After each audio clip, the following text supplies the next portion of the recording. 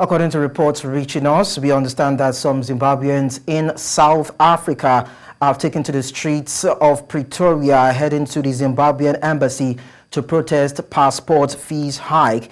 The march comes after the announcement of the passport increase by nearly 50%.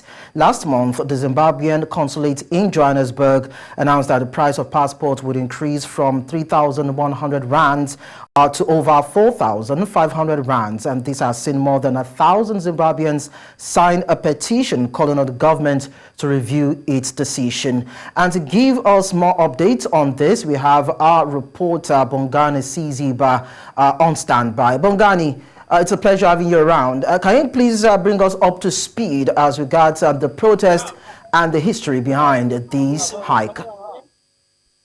Indeed, Lincoln, Zimbabweans, as you can see them behind me, they are protesting not only about the rise in the passport, but also they've mentioned a lot of things. They are protesting about the illegitimate government in Zimbabwe. And also we know that in Zimbabwe, the upcoming SADC meeting, they are also protesting about that, saying that they don't want that meeting to be held in Zimbabwe because the current government that is in Zimbabwe is illegitimate. But let me just take this conversation to ask them why they are here and what exactly their demands are. Let me just bring in one of them who is here. Good afternoon. Thank you for joining us. Why are you here today?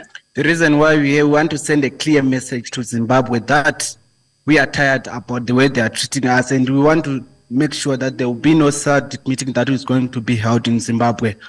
And also talking about the rise in passport fee, how much is the passport in Zimbabwe now?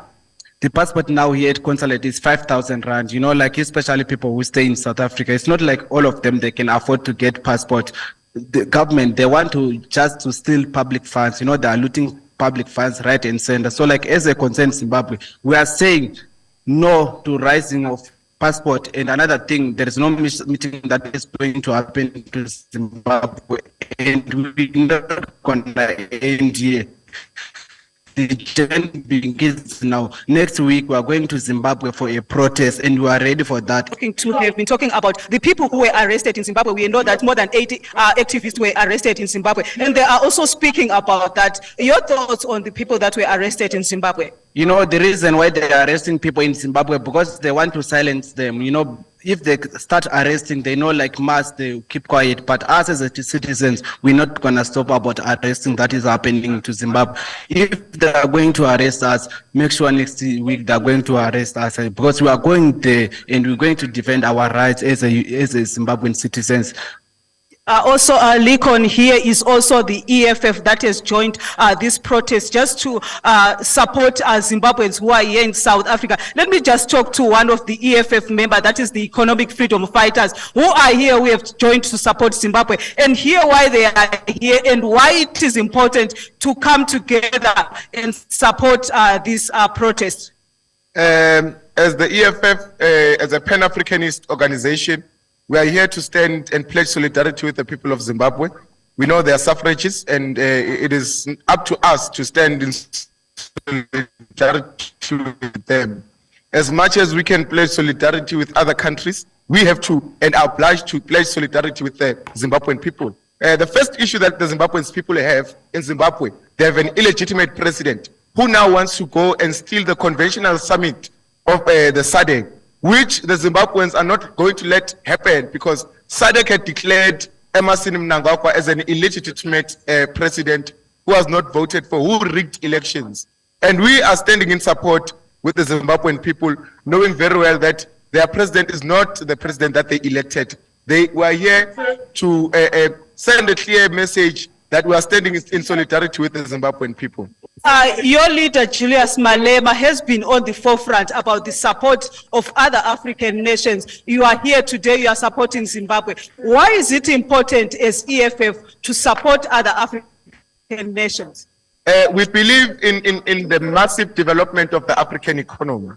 And therefore, we want to abolish the border policies that are there, which are stopping the free movement of goods and services and people into the African continent. Not just South Africa, but other countries. And therefore, the EFF's position has always been a clear position, as to say, when we want to open the borders of South Africa, we want to develop the southern region of Southern Africa before we can go upwards. We are also seeing the likes of Captain Ibrahim Traore in Burkina Faso, who's doing the same thing. So we are standing in solidarity with the people of Zimbabwe. And the EFF's position is very clear that we cannot denounce Africans. Zimbabweans in Zimbabwe cannot afford quality health care. And South Africa is the closest they can go. Zimbabwean people have skills, but they do not have the machinery to work their land